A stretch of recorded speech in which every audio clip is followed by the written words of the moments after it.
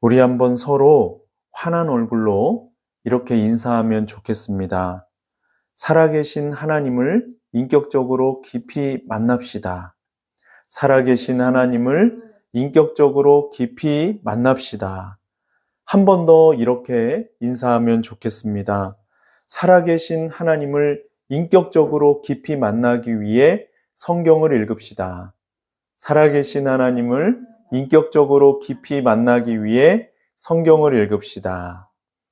우리는 살아계신 하나님을 반드시 인격적으로 깊이 만나야만 하는 자들입니다. 살아계신 하나님을 인격적으로 깊이 만날 때 우리의 삶이 변화될 것입니다. 우리의 삶이 변화되면 예수님을 믿는 일이 즐겁고 신나는 일이 될 거예요. 교회에 오는 것도 즐겁게 될 것입니다.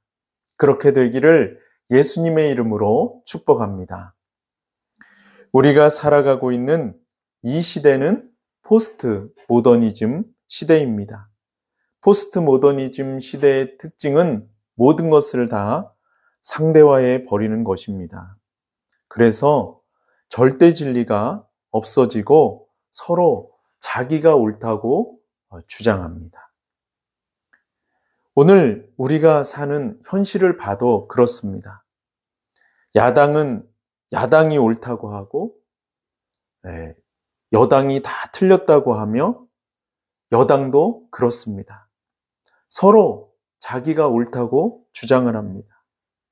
참으로 혼란스럽지 않을 수가 없습니다. 절대 진리가 없고 자기 의로 충만하기 때문에 이런 현상이 벌어지는 것입니다. 사람들의 모습도 별반 다르지가 않습니다. 서로 자기가 옳다고 주장합니다. 자기의가 충만하기 때문입니다. 이렇게 자기의가 충만하다 보니까 곳곳에서 충돌이 매우 빈번하게 자주 발생하는 것을 볼 수가 있습니다. 저도 그렇습니다. 우리 가운데 자기의로부터 자유로울 수 있는 사람은 아무도 없습니다.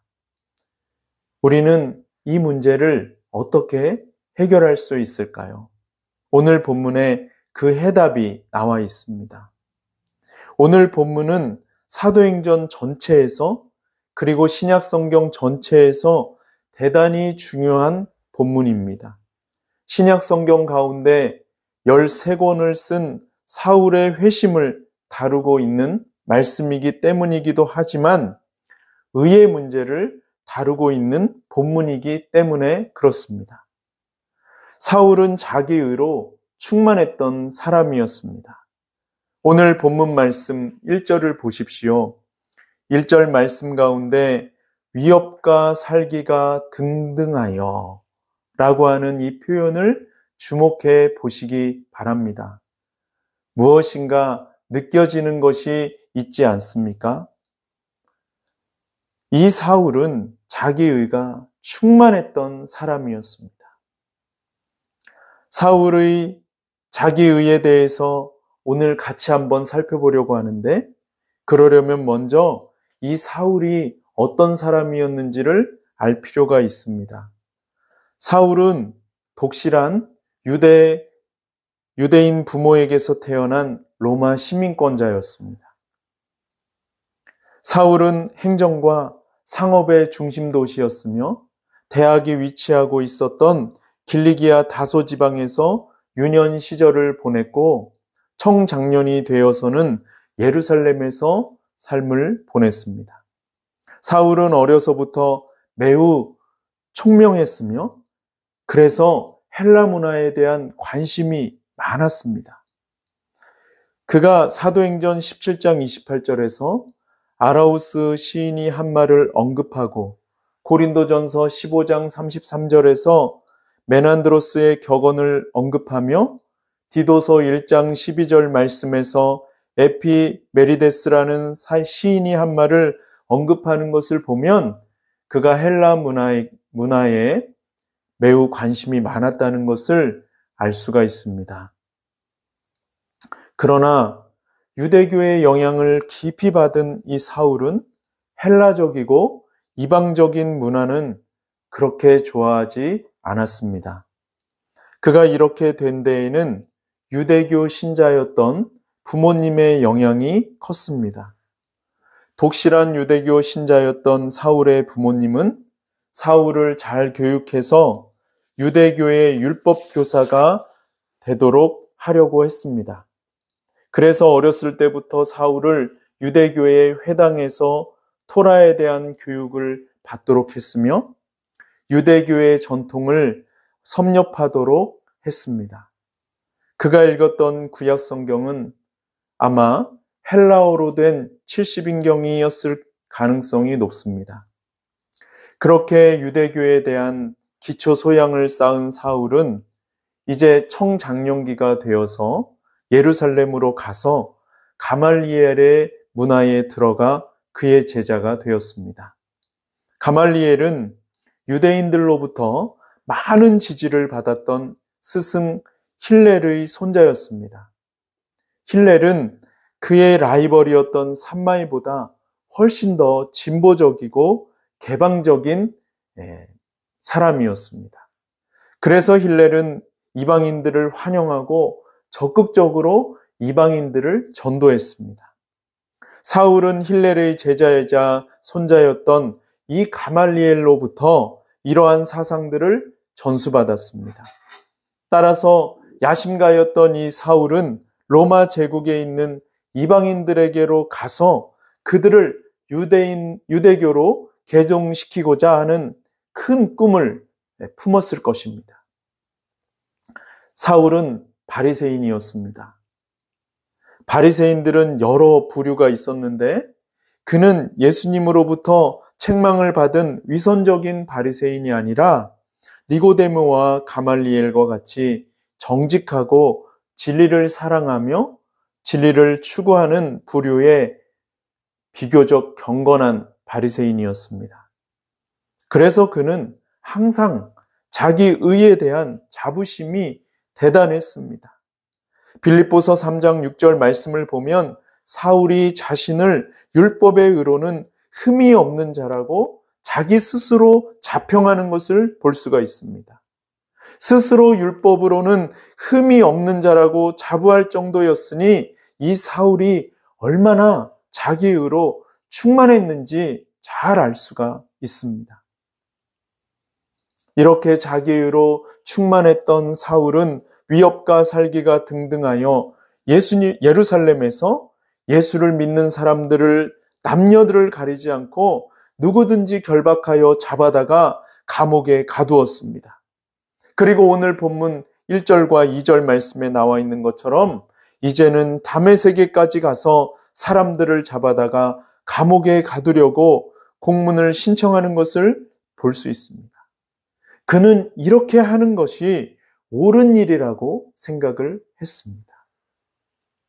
하지만 과연 이것이 옳은 것일까요? 자기의가 충만하면 자신이 무슨 짓을 하고 있는지 전혀 알 수 없고 자신의 죄를 절대 볼 수가 없습니다. 자기의 의로 인해서 자신을 볼 수 있는 눈이 감겨져 버리기 때문에 그런 것입니다. 잠시 뒤에 우리가 보게 되겠지만 사울은 하나님 앞에 심각한 죄를 짓고 있었습니다. 우리가 8장에서 살펴본 것처럼 이 스데반의 순교로 말미암아 예루살렘에서 시작된 박해로 인하여 복음의 불길이 삽시간에 유대 전 지역으로 퍼져나갔고 예루살렘에 있었던 많은 그리스도인들이 다메섹으로 피하는 일들이 일어나게 되었습니다. 사울은 이 그리스도인들을 이단 괴수로 생각했습니다. 그래서 사울은 다메섹으로 가서 그리스도인들을 잡아다가 예루살렘에 있는 감옥에 가두려고 했던 것입니다. 사울은 그리스도인들을 다 박멸하여 그리스도교를 완전히 없애려고 했습니다. 그것이 하나님을 위한 일이라고 그는 착각했습니다. 사울이 가려고 했던 이 다메섹은 나바티안 왕국에 있는 독립도시였습니다. 그 당시 아레다 4세가 통치를 했었는데요. 이 다메섹 자체에 대한 통치권이 그에게는 없었습니다. 그러다 보니 이 다메섹은 비교적 들어가기가 쉬웠고 또 살기가 자유로운 그러한 도시였습니다. 이 다메섹은 사막 한가운데 있었는데 이 풀 한 폭이 자라지 않는 뜨거운 사막 한가운데 있는 도시로서 도시 내에 수량이 풍부한 이 아바나 강하고 이 바르바르 강을 끼고 있었습니다. 그래서 화려한 꽃동산들과 풍성한 야자수들이 이 다메섹 곳곳에 많이 있었고 사람들이 살기에 적합한 환경이 조성되었습니다. 소아시아의 시인들은 이 도시를 사막의 눈이라고 부를 정도로 이곳은 살기가 아주 좋은 그러한 곳이었습니다. 다메섹은 예루살렘으로부터 약 220km가 떨어진 거리에 있어서 박해를 피하기에도 알맞은 곳이었습니다. 예루살렘에 이제 박해가 시작되자 수많은 그리스도인들이 이 박해를 피하여 다메섹으로 간 것입니다. 그런데 통치권이 없다 보니 예루살렘 공의회가 발행한 공문서만 있으면 유대인 그리스도인들을 쉽게 잡아올 수가 있었습니다.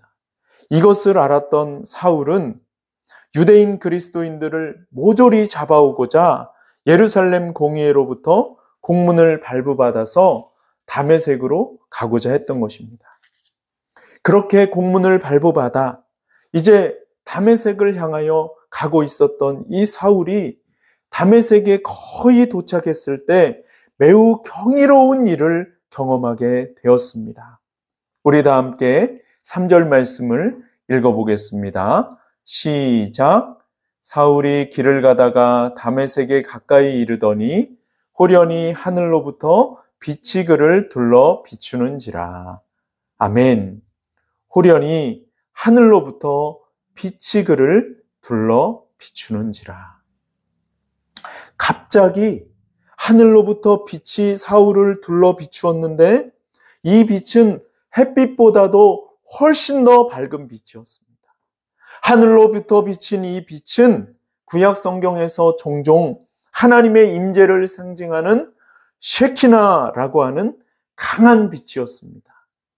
하나님께서 빛으로 사울에게 임하신 것입니다. 하나님으로부터 임한 강한 빛이 사울을 비추자 사울은 그 자리에서 순식간에 고꾸라지고 말았습니다. 사울이 고꾸라졌다는 것은 그가 저항할 수 없는 역사가 그에게 일어났다는 것을 보여주는 것입니다. 그때였습니다. 하늘로부터 한 음성이 그에게 들렸습니다. 우리 다 함께 4절 말씀을 읽어보겠습니다. 시작. 땅에 엎드러져 들음에 소리가 있어 이르시되 사울아 사울아 내가 어찌하여 나를 박해하느냐 하시거늘. 아멘. 사울아 사울아 내가 어찌하여 나를 박해하느냐. 사울은 하늘로부터 청천벽력 같은 소리를 듣게 되었습니다. 하나님께서 사울이 하나님을 박해한다는 말씀을 직접 하셨기 때문입니다. 이 말씀이 자기의로 충만한 사울에게 의미하는 것은 무엇일까요? 우리는 사울이 주님의 몸인 예수님을 믿는 자들을 박해한 것이 곧 예수님을 박해한 것이라는 것을 알고 있습니다. 그러므로 이 말씀의 1차적인 의미는 사울이 예수님을 믿는 자들을 박해하는 것이 곧 하나님을 박해하는 것이라는 의미입니다. 그러면 이제 2차적으로 이 말씀이 사울에게 의미하는 것이 있는데 그것은 바로 의의 문제라고 하는 것입니다. 하나님께서 사울에게 사울아 사울아 내가 어찌하여 나를 박해하느냐라고 물으시는 것은 사울의 행위가 의롭다고 하시는 것일까요? 아니면 의롭지 못하다고 하시는 것일까요? 그렇습니다. 의롭지 못하다고 하시는 것입니다. 지금 누가 자기 의로 충만한 이 사울에게 의롭지 못하다고 말씀하고 있는 것입니까? 다른 누구도 아닌 하나님께서 직접 사울에게 의롭지 못하다고 말씀하시는 것입니다. 이것은 의의 문제를 가장 중요하게 여기고 살아왔던 이 사울에게는 대단히 충격적인 일이었습니다. 사울은 의의 문제를 가장 중요하게 여기고 살아왔다는 것을 그가 쓴 로마서를 읽어보면 단박에 알 수 있습니다. 사람이 거룩하고 완전하신 하나님 앞에서 어떻게 의롭다 하심을 받을 수 있는가라고 하는 이 주제는 바울 신학의 가장 중요한 핵심 이슈였습니다. 그래서 신약 성경의 핵심 요체라고 할 수 있는 이 로마서에서 사도 바울은 이 문제를 매우 심도 깊게 다루는 것을 볼 수가 있는 것입니다. 이렇게 의의 문제를 중요하게 여겼던 사울이 다른 누군가가 아닌 하나님으로부터 직접 사울아 사울아 내가 어찌하여 나를 박해하느냐라는 질문을 받는 순간 그는 일평생에 걸쳐서 쌓아올렸던 자신의 그 모든 의가 한순간에 와르르 무너지는 경험을 하게 되었습니다.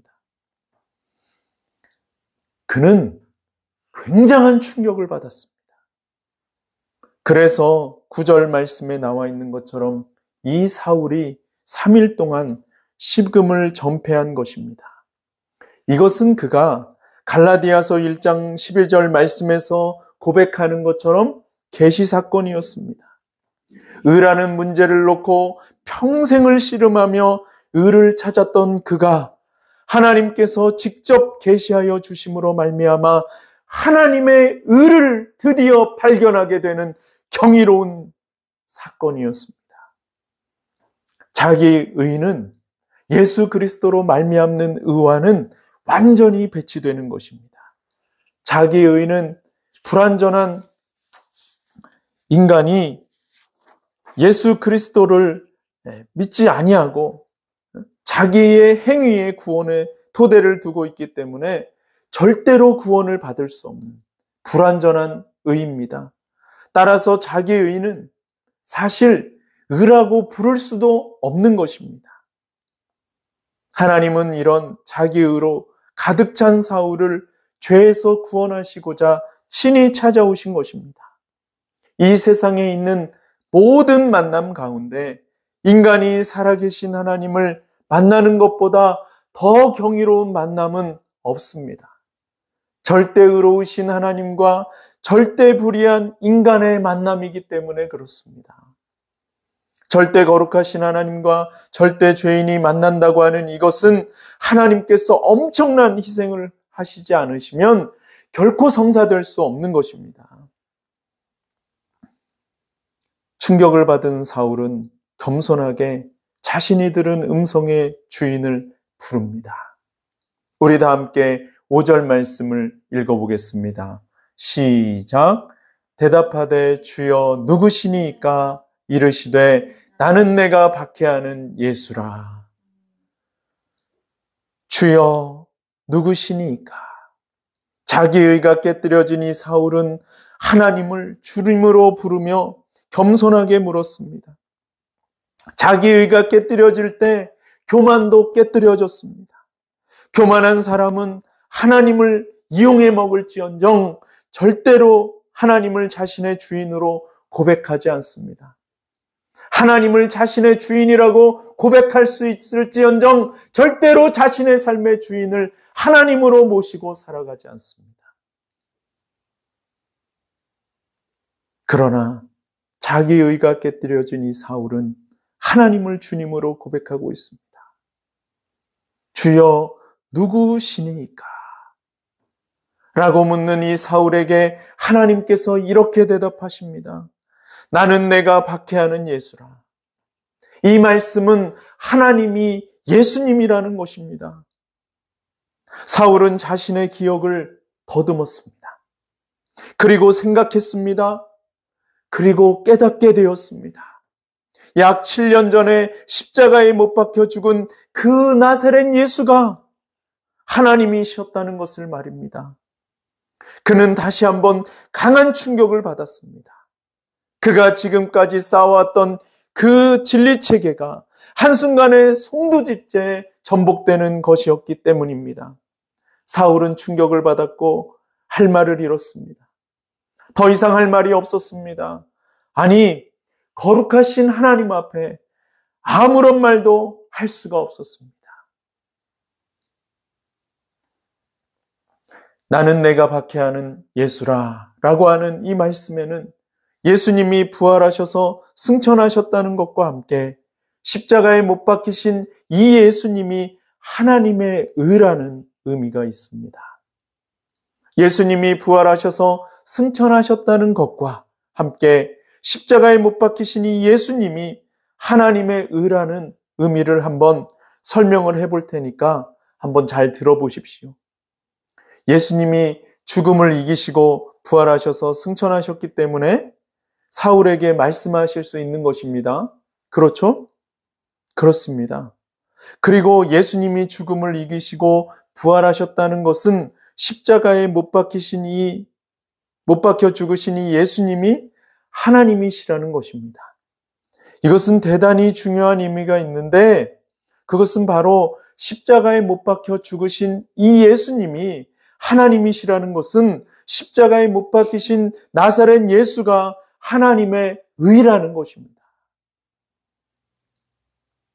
그렇게 의를 찾고 찾았던 이 사울이 드디어 참된 하나님의 의, 곧 십자가에 못 박히신 예수 그리스도를 인격적으로 만나게 된 것입니다.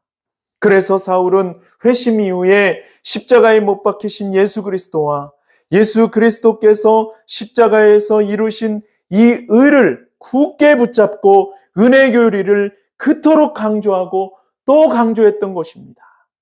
그가 쓴 로마서의 핵심 요체가 바로 십자가에 못 박히신 이 예수 그리스도로 말미암는 의이고 그로 말미암는 새로운 삶인 것입니다. 사울은 이 놀라운 진리를 깨닫게 된 순간 자신의 의를 배설물로 여겼습니다.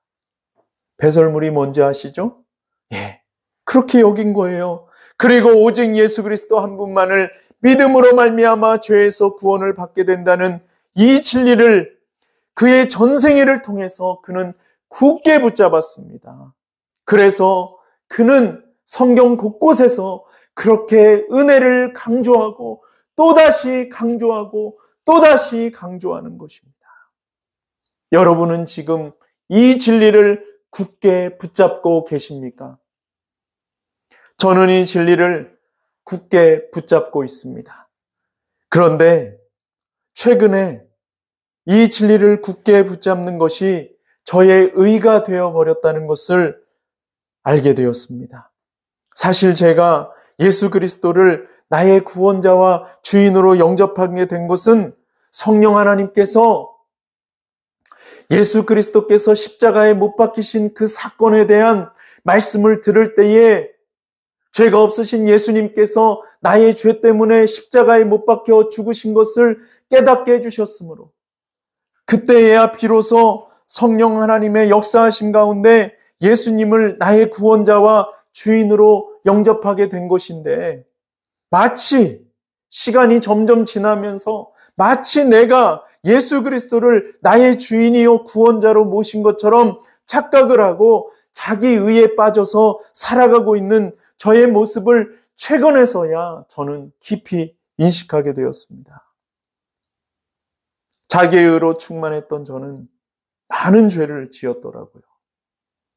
교만하고 분노하며 혈기를 부리고 가족에게 많은 상처를 주었습니다.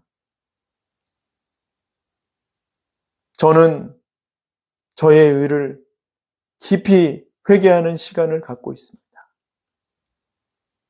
저의 의를 깊이 회개하면서 자기 의는 모든 죄의 뿌리라고 하는 것을 알게 되었습니다. 그리고 자기 의를 붙잡으면 예수 그리스도로 말미암는 의를 절대로 붙잡을 수 없다는 것도 알게 되었습니다.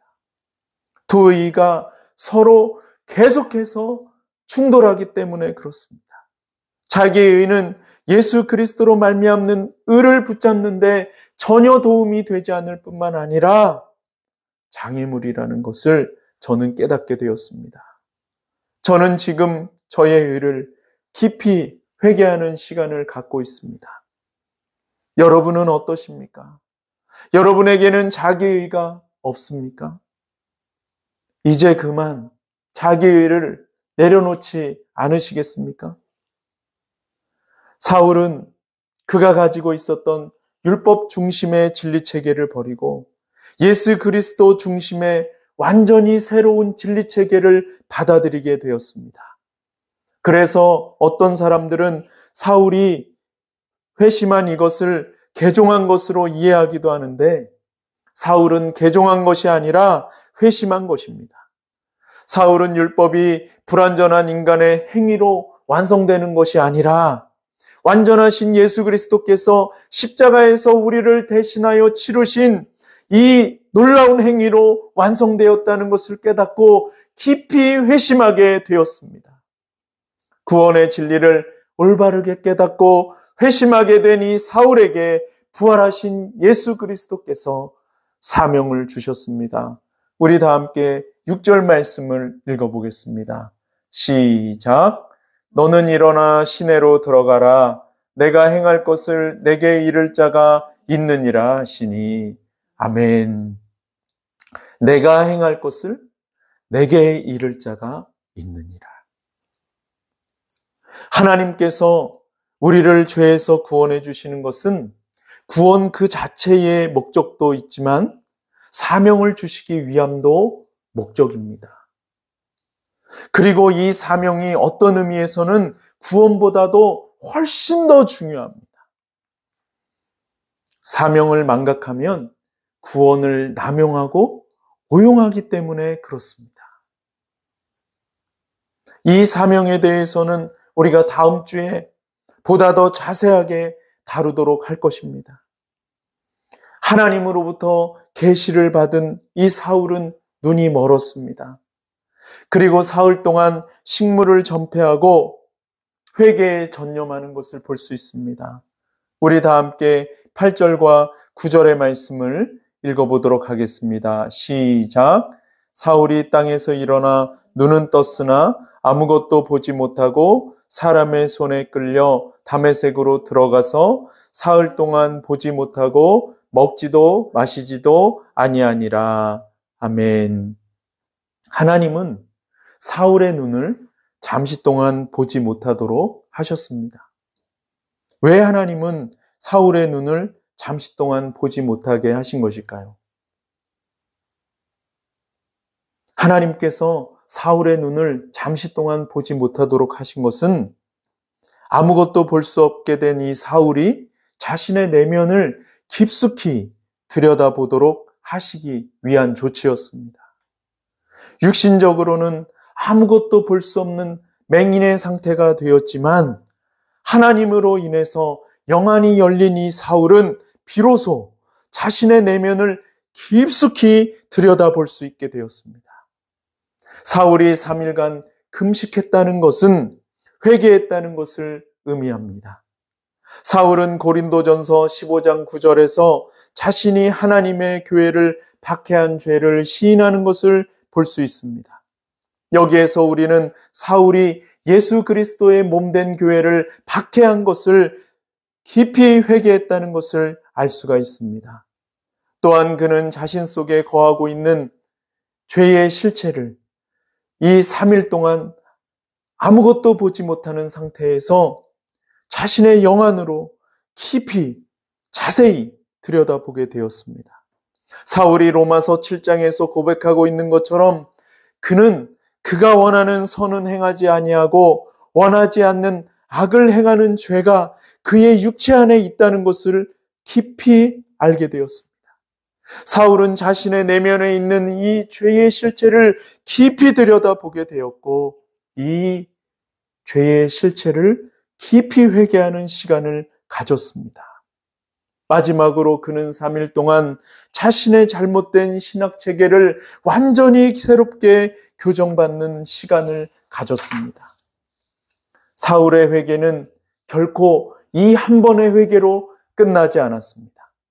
하지만 사울이 쓴 서신서를 우리가 읽어보면은요, 사울이 회개하는 모습을 찾아보기가 힘든 것이 사실입니다. 그렇죠? 자세히 읽어보면 알 수 있어요. 여러분, 그러면 어떻게 된 것일까요? 사울은 요때 한번 회개하고 그 다음부터는 회개하지 않은 것일까요? 절대로 그렇지 않습니다. 사울은 은혜를 지속적으로 강조하는 것을 볼 수가 있습니다. 사울이 은혜를 지속적으로 강조했다는 것은 그가 지속적으로 회개했다는 것을 의미하는 것입니다. 이제 오늘 나눈 말씀을 한번 정리해 보겠습니다. 여러분, 사람이 어떻게 변화됩니까? 사람이 어떻게 자기 의를 내려놓을 수 있습니까? 예수님을 인격적으로 깊이 만날 때 자기 의를 내려놓고 그리고 자기 의를 내려놓을 때 삶이 변화될 수 있습니다.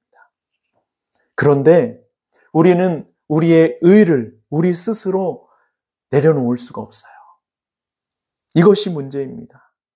반드시 성령 하나님께서 우리의 의를 깨뜨려 주셔야지만 우리의 의를 내려놓을 수가 있습니다. 그래서 우리는 성령 하나님께서 우리의 의를 깨뜨려 주시도록 기도해야만 하는 것입니다. 하나님의 말씀을 읽고 기도할 때에 자기 의가 자기도 모르게 깨뜨려지는 것을 경험을 하게 됩니다. 그때 마음속으로부터 진정한 회개가 눈물을 흘리며 하나님 앞에 나오는 것을 볼 수가 있습니다. 그리고 그 회개 이후에 삶이 변화되는 것입니다. 오늘 예수 그리스도를 인격적으로 깊이 만난 이 사울은 삶이 변화되었습니다. 그러면 우리는 어떻게 예수 그리스도를 만날 수 있습니까? 지난주에도 말씀을 드렸지만 우리는 직접적으로 예수 그리스도를 만나는 게 아니에요. 나도 한번 이 사울처럼 이런 경험을 해봐야 되겠다. 그런 생각하지 마십시오. 하나님이 찾아오셨지. 사울이 지금 예수 그리스도를 만나려고 이렇게 한 것이 아니지 않습니까? 하나님께서는 우리가 살아계신 예수 그리스도를 만날 수 있는 더 좋은 그리고 더 분명하고 더 쉬운 길을 예비해 놓으셨는데 지난주에 말씀드린 것처럼 그것은 바로 살아계신 하나님의 말씀을 통해서 살아계신 하나님을 만나는 것이라는 겁니다. 그리고 살아계신 하나님의 말씀을 잘 풀어서 설명해 주는 설교자를 통해서 살아계신 하나님을 만나는 것입니다.